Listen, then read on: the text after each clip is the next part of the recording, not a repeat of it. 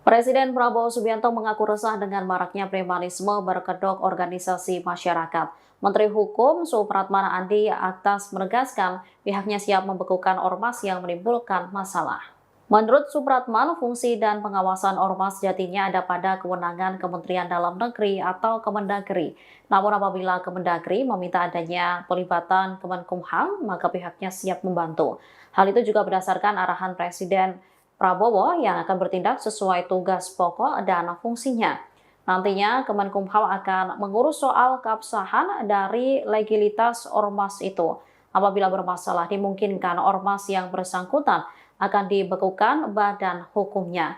Meski demikian, pihaknya masih menunggu Kemendagri terkait proses penanganan ormas ini. Diketahui puluhan preman ditangkap oleh Polda Metro Jaya. Puluhan preman ini meminta uang pangkal kepada masyarakat dengan dalih uang kebersihan hingga listrik. Kabid Humas Polda Metro Jaya, Kombes Adi Arisyam Indradi menyebut mereka mengaku dari sejumlah ormas di antaranya GRIB Jaya dan FBR hingga Karang Taruna.